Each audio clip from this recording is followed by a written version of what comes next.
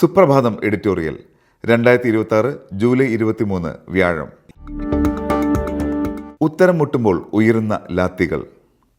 രാജ്യതലസ്ഥാനമായ ഡൽഹിയുടെ തെരുവുകളിൽ കഴിഞ്ഞ ദിവസം നമ്മൾ കണ്ടത് ഇന്ത്യൻ ജനാധിപത്യത്തിൻ്റെ മനസ്സാക്ഷിയെ അടിച്ചൊതുക്കുന്ന അതിക്രൂര ദൃശ്യങ്ങളായിരുന്നു. നീറ്റ് പരീക്ഷാ പേപ്പർ ചോർച്ചയിൽ ഡൽഹിയിൽ പ്രതിഷേധം നടത്തുന്ന വിദ്യാർത്ഥികൾ അടക്കമുള്ളവരെ ഡൽഹി പോലീസ് ക്രൂരമായി നേരിടുന്ന ഭീകര ദൃശ്യങ്ങൾ. ജന്തർ മന്ദറിലും പാർലമെന്റിന് മുന്നിലും കൊണാട്ട് പ്ലേസിലുമെല്ലാം വിദ്യാർത്ഥികളെ യൂണിഫോമിലുള്ളവരും അല്ലാത്തവരുമായ പോലീസുകാർ ക്രൂരമായി മർദ്ദിച്ചു. പ്രതിപക്ഷ നേതാവ് രാഹുൽ ഗാന്ധിയെ തെരുവിലൂടെ വലിച്ചിഴച്ചു. എംപിമാരായ പ്രിയങ്ക ഗാന്ധി, KC വേണുഗോപാൽ, ഡീൻ കുര്യാക്കോസ് തുടങ്ങിയവരെ കയ്യേറ്റം ചെയ്യുകയും വലിച്ചിഴക്കുകയും ചെയ്തു. പോലീസ് പൂർണ്ണമായും അക്രമത്തിലാണ് അഭയം തേടിയിരിക്കുന്നത്.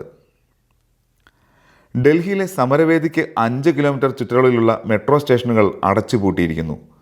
മൊബൈൽ ഇന്റർനെറ്റ് ഇടയ്ക്കിടെ പൂർണ്ണമായോ ഭാഗികമായോ റദ്ദാക്കുന്നു.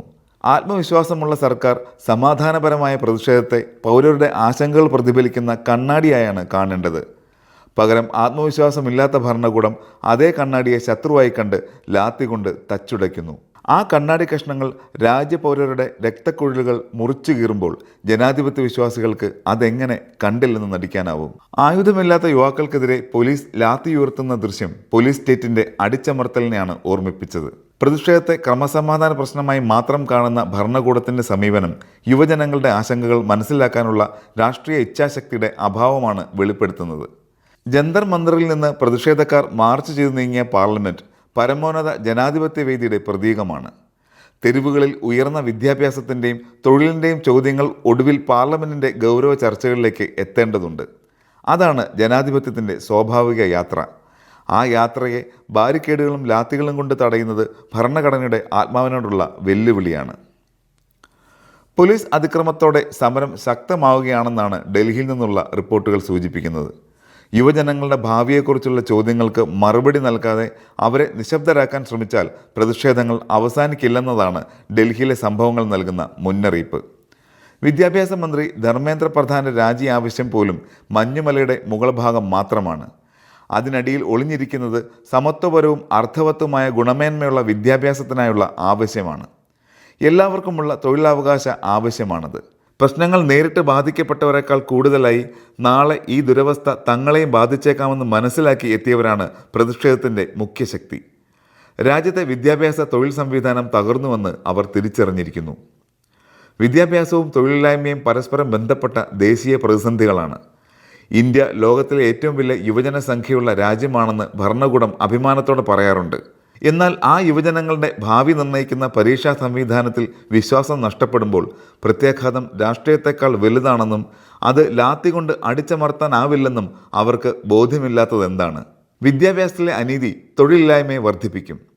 തൊഴിലില്ലായ്മ സാമൂഹിക അസ്വസ്ഥതയിലേക്ക് നയിക്കും. ഈ യാഥാർത്ഥ്യം തിരിച്ചറിയാതെ പ്രതിഷേധത്തെ മാത്രം അടിച്ചമർത്തുന്നതിലൂടെ പ്രശ്നം പരിഹരിക്കാനാവില്ല. വിദ്യാർത്ഥികൾക്കെതിരായ പോലീസ് അതിക്രമത്തെ ചോദ്യം ചെയ്തുള്ള ഹർജി അടിയന്തരമായി പരിഗണിക്കാൻ സുപ്രീം കോടതി വിസമ്മതിച്ചതാണ് മറ്റൊന്ന്. കോടതിയുടെയും കക്ഷികളുടെയും സമയം പാഴാക്കരുതെന്നും വീഡിയോകൾ കാണാൻ തങ്ങൾക്ക് സമയമില്ലെന്നുമാണ് ചീഫ് ജസ്റ്റിസിന്റെ പരാമർശം. ഈ ഹർജി ഒരു സാധാരണ ക്രമസമാധാന പ്രശ്നത്തെക്കുറിച്ചായിരുന്നില്ല. ഭരണഘടനയുടെ ആർട്ടിക്കിൾ 19 ഉറപ്പു നൽകുന്ന സമാധാനപരമായ പ്രതിഷേധത്തിൻ്റെയും അഭിപ്രായ സ്വാതന്ത്ര്യത്തിൻ്റെയും അവകാശങ്ങൾ ലംഘിക്കപ്പെട്ടുവെന്ന ആരോപണമാണ് കോടതിയുടെ മുന്നിലുണ്ടായിരുന്നത്. വിദ്യാർത്ഥികൾക്കെതിരെ അമിത ബലപ്രയോഗം നടന്നുവെന്ന ആരോപണം സത്യമാണോ അല്ലയോ എന്നത് പിന്നീട് പരിശോധിക്കാവുന്ന കാര്യമാണ്. എന്നാൽ അത്തരം ആരോപണം ഉയർന്നാൽ അത് കേൾക്കാനും പ്രാഥമിക പരിശോധന നടത്താനും തയ്യാറാവുക എന്നത് ഭരണഘടനാ കോടതിയുടെ അടിസ്ഥാന ഉത്തരവാദിത്തമാണ്. സമാധാനപരമായ പ്രതിഷേധം ജനാധിപത്യത്തിൻ്റെ അനിവാര്യ ഘടകമാണെന്ന മുൻകാല വിധികൾ കോടതി തന്നെ ദുർബലപ്പെടുത്തരുത്.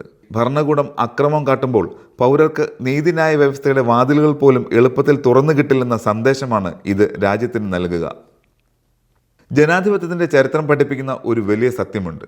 ഭരണകൂടങ്ങൾ പ്രതിഷേധങ്ങളെ ലാത്തി കൊണ്ട് ചിതറിച്ചേക്കാം, ഇന്റർനെറ്റ് വിച്ഛേദിച്ചേക്കാം, നേതാക്കളെ അറസ്റ്റ് ചെയ്തേക്കാം. പക്ഷേ ജനങ്ങളുടെ ചോദ്യങ്ങളെ ഇല്ലാതാക്കാൻ കഴിയില്ല. കേൾക്കപ്പെടാതിരിക്കുമ്പോൾ അവ കൂടുതൽ ശക്തിയോടെ തിരിച്ചു വരും. തെരുവുകളിൽ മുറിവേറ്റത് യുവതലമുറയുടെ ഭരണകൂടത്തോടുള്ള വിശ്വാസത്തിനാണ്. പ്രതിഷേധത്തെ സുരക്ഷാ ഭീഷണിയെ കാണാതെ ജനാധിപത്യത്തിൻ്റെ മുന്നറിയിപ്പായി കാണുകയും ലാത്തിക്ക് പകരം സംവാദവും അടിച്ചമർത്തലിന് പകരം ഉത്തരവാദിത്വവും നിശബ്ദതയ്ക്ക് പകരം പരിഹാര നടപടികൾ സ്വീകരിക്കുകയും ചെയ്യുന്ന നിമിഷത്തിലാണ് ഇന്ത്യൻ ജനാധിപത്യം കൂടുതൽ ശക്തമാകുക. ലാത്തികൾ ഒന്നും പരിഹരിക്കില്ല, പുതിയ വേദനകൾ സൃഷ്ടിക്കുകയുള്ളൂ.